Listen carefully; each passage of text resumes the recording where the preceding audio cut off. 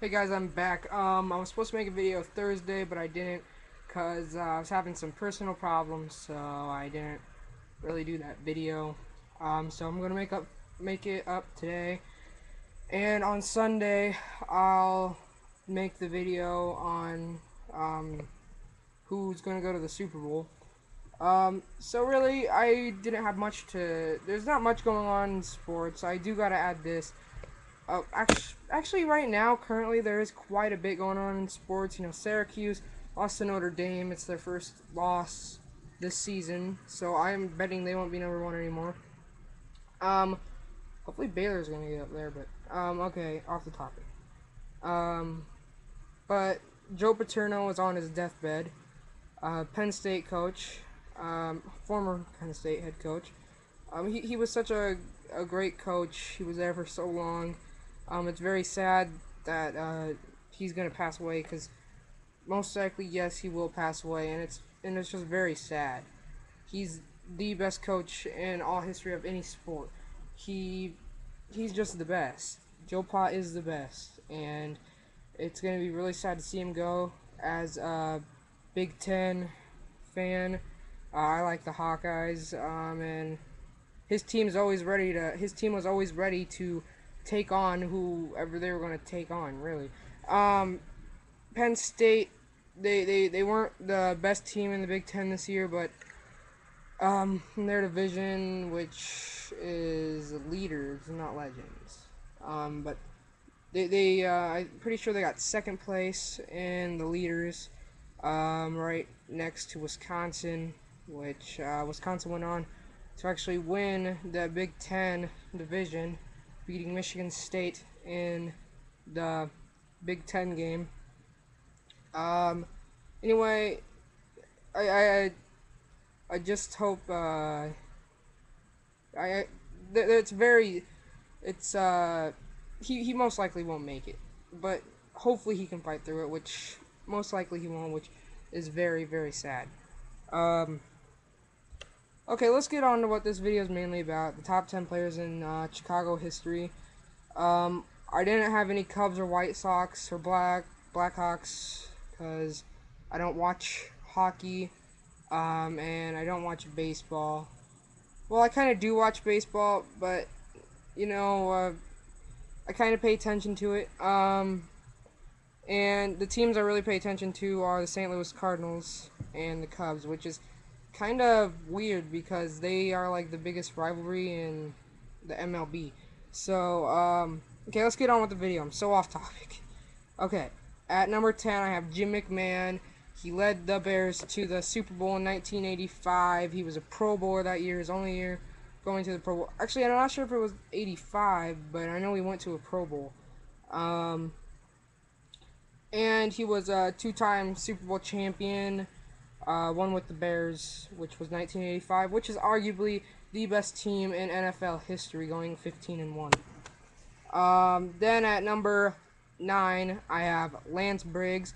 He is currently with the Bears. He was supposed to go to the Pro Bowl this year. I don't think he's going to make it because of some sort of injury, or he's just not going. But he's a seven-time Pro Bowl selection. I'm not sure if it's now 8. I'm getting this all off Wikipedia, so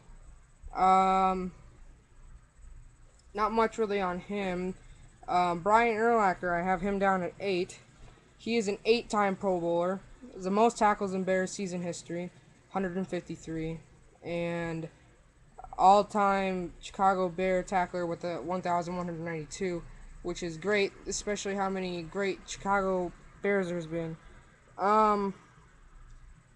Actually, another one that I didn't put down, which I should have. I'm guessing, I think it would really be a tie with Brian Urlacher.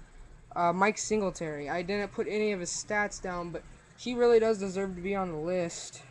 Probably at number 8, which, if anything, I'd put him down with Brian Urlacher.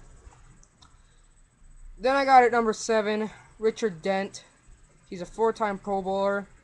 In 1985, year we went to the Super Bowl, he led the NFL with 17 sacks, which, yeah, pretty much. I'm kind of tired right now. And then at number 6, he was a player. But I'm having him down as a coach.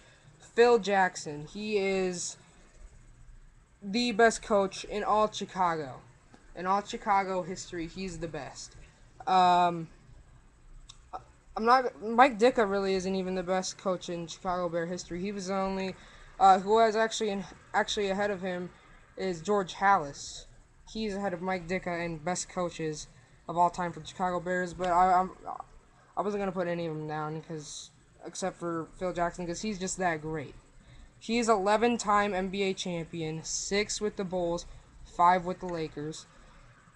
He never didn't go to the playoffs. He's always been in the playoffs his whole entire career. He's been in the playoffs. There was never a time he wasn't. There was a few times he lost in the first round, but still, that is pretty damn amazing. He's great. Uh, yeah, he had 6. He was in the six straight final games. He won all of them. And he was a 6-time NBA champion with the Bulls and 5 times with Lakers. I already said that. He's just great. He's had some great players in his whole entire coaching career. He's had Kobe Bryant, a future Hall of Famer. Scottie Pippen. He's going to be a Hall of Famer if he already. Yeah, he's a Hall of Famer. And Michael Jordan is a Hall of Famer. So he's just a great coach, and he just retired last year. Yeah, and then I got at number 5, Scottie Pippen. He's a big reason why the Bulls actually went to their 6 championships, because when it was just Michael Jordan, I'm not sure how many other players were there with him. I mean, the other players that were supporting him, but he was having games where he was pulling 50 points, 60 points, 40 points. It was a one-man show out there. And sure, they made it to the playoffs. Pretty much every year he was there. But they made it to the playoffs, and they lost in the first round to the Celtics. I'm actually reading a book on him right now. It's called Michael Jordan. But yeah, Scottie Pippen was just great, and when we got Scottie Pippen, we were awesome because we actually had another guy that could do something on the team. And yeah, Scottie Pippen's a 6-time NBA champion, all with Jordan. He was with the Trail Blazers when he left the Bulls. He left until he retired. And then he was the 94 NBA All-Star MVP, which is very great. Then at number 4, I have Derrick Rose. Reason why he's ahead of Scottie Pippen is because Scottie never won an MVP, but Rose already has, and I'm sure he's gonna win more in his future, hopefully. Possibly even this year. He's had a great season. He's missed 4 straight games, and we're 3-1 without him, losing to the Memphis Grizzlies. That's it. The Bulls are just so great with depth. Just gonna add that. Yeah, he won the 2011 MVP, which was last year. Awesome year. He was the Rookie of the Year in 2009, and he's a 2-time NBA All-Star. At number 3, I have Dick Butkus, great Chicago Bear. He was there when we went to the playoffs. He's really one of the best players of all time. I actually have a jersey of him. Yeah, but I don't know if I already said it. He's an 8-time Pro Bowler. Very good.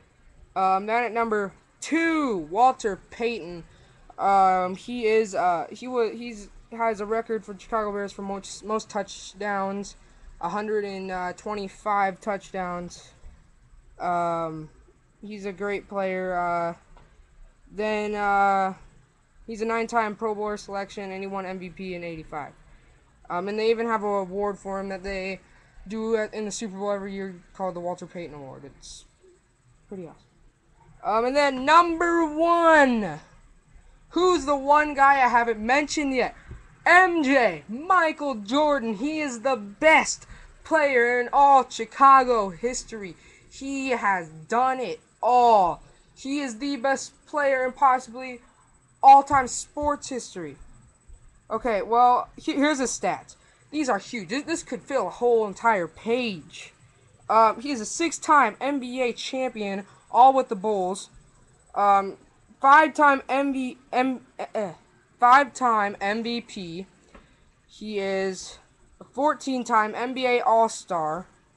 10-time NBA scoring champ. That means he scored the most points. 3-time steals champ. 2-time NBA slam dunk champ. And he was actually in 3, but he lost one to Dominique Wilkins. And he really defined, the slam dunk. He was able to do it off the free throw line. This guy, Michael Air Jordan. There's a reason why his nickname's Michael. There's a reason why his nickname's Michael Air Jordan, because he could fly. He could fly. And he was so good that the Bulls retired his number, and so did the Miami Heat. The Miami Heat never played on the team. He played with the Wizards and the Bulls. He never played with the Heat, and they retired his number. I'll tell you why. It's because the Heat he said that he was the best player of all time, so they decided to retire his number. And if you don't believe me, Google it, and it'll tell you why. So yeah, and the thing is, now people in Miami are saying how LeBron James is one of the best players, and he is one of the best players of all time, but he's just not as good as Jordan. No one's going to be as good as Jordan. The only one that's really going to come close, in my mind, is Kobe Bryant. Kobe Bryant's really good. And yeah, LeBron still has more time in the NFL. I mean, not NBA. He still has more time in the NBA, but I don't think that he'll be able to be better than MJ. I think that if anyone's going to come close, it's Kobe. Okay, so that's my video. Thanks for watching. I'm not going to have a question until I get 50 subscribers. Thank you.